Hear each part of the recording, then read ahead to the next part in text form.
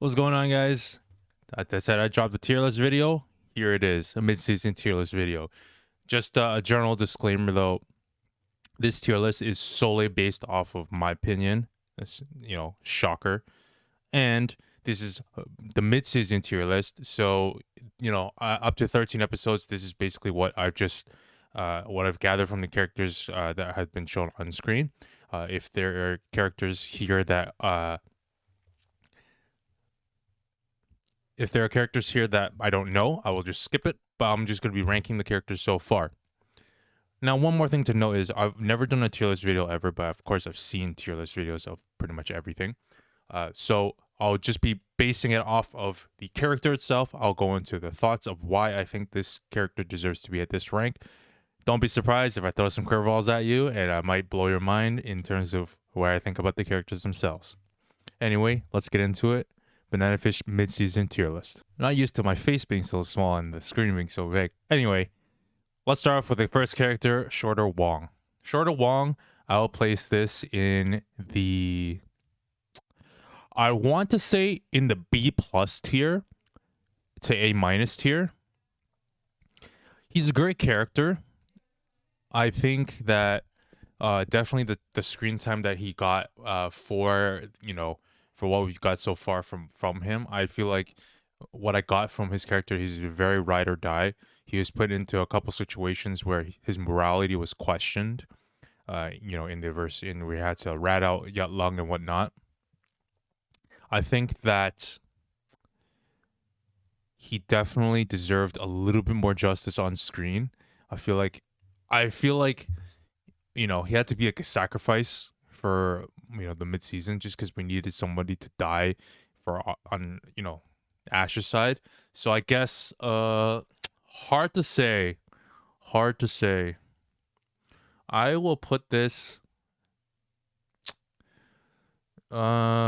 mid-season wise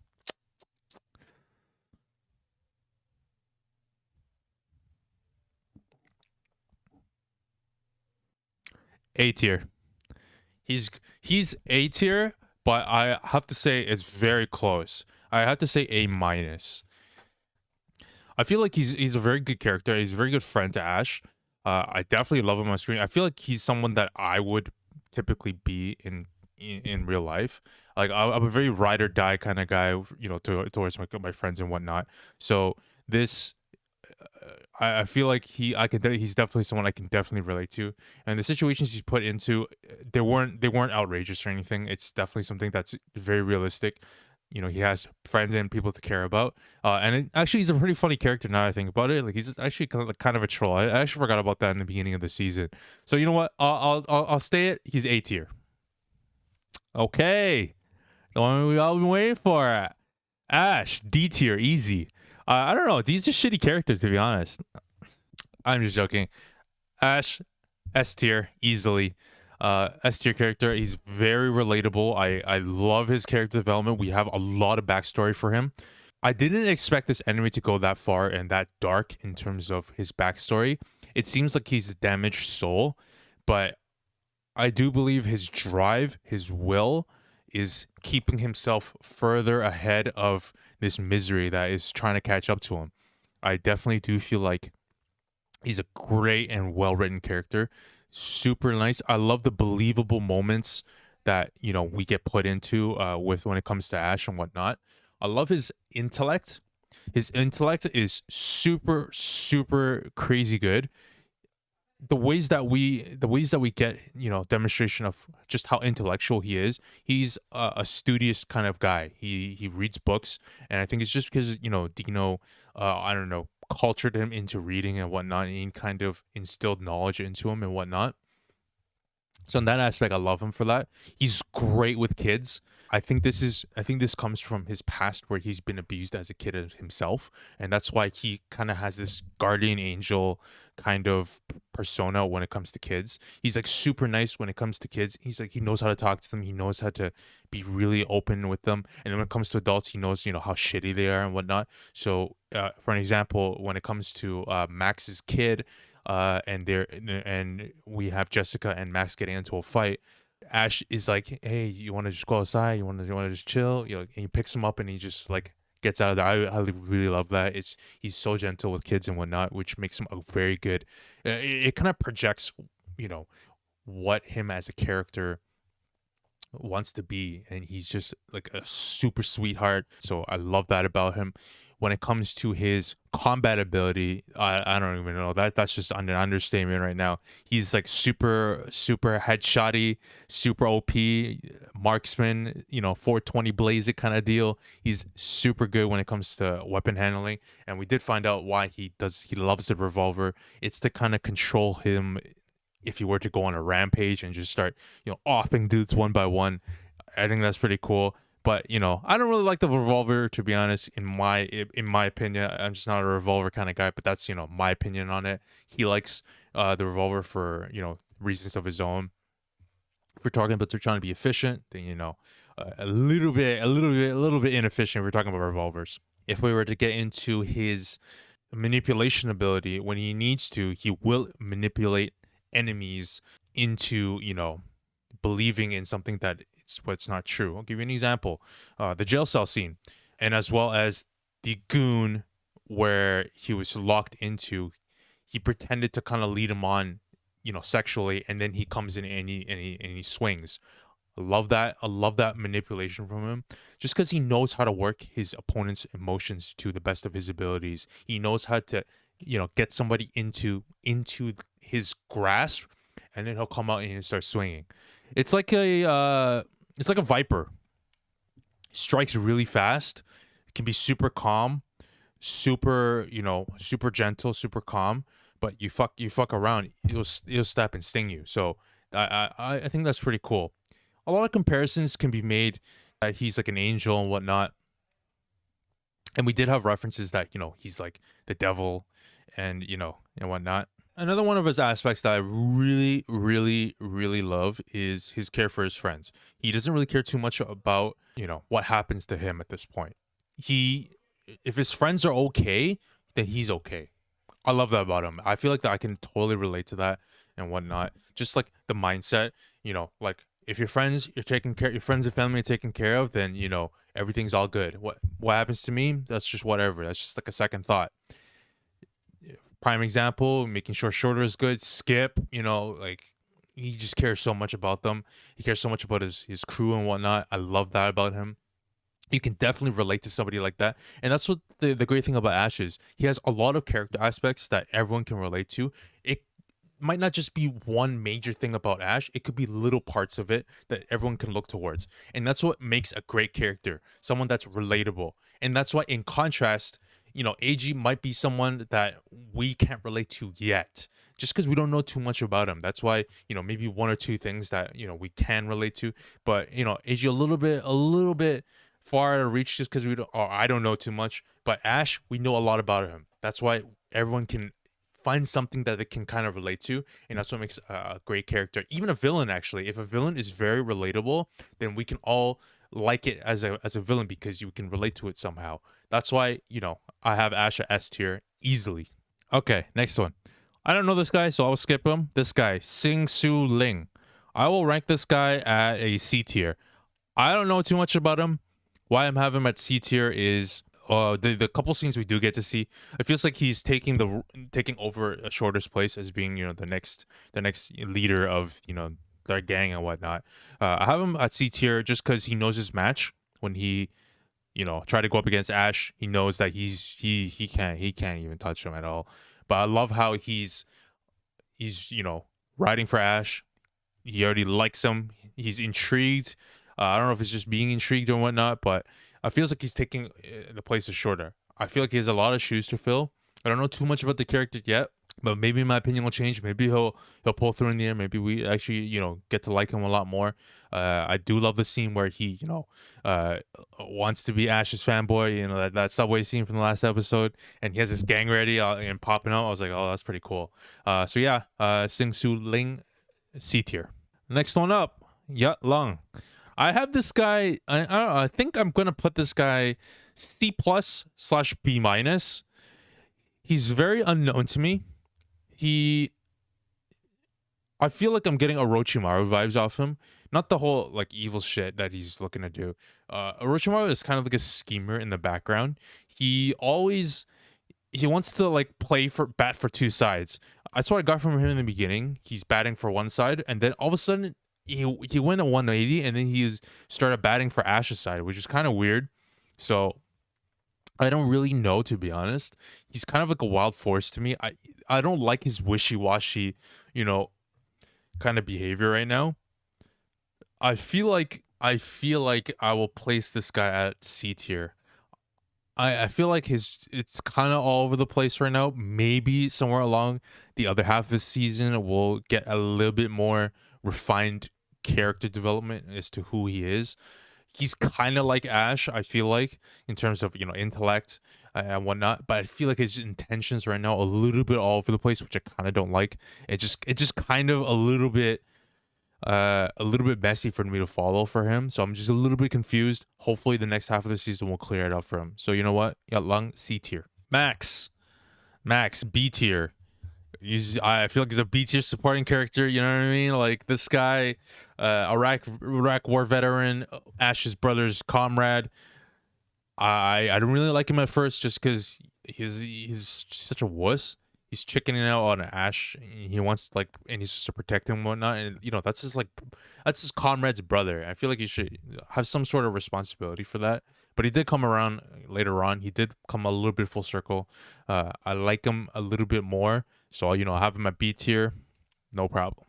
I don't know who this guy is, but Dino, next one up, B tier. Surprisingly, he's B tier. I hate him as a villain. I want to see this guy suffer, but as a villain, he's not that bad. As a villain, it would suck if we reversed it and he's like a one-dimensional villain.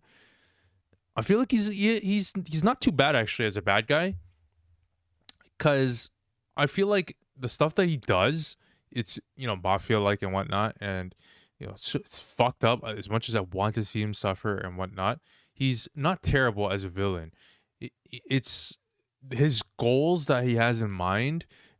Yeah, they're fucked up and whatnot. But as a viewer coming in from the outside, I feel like as a villain, he's not too terrible.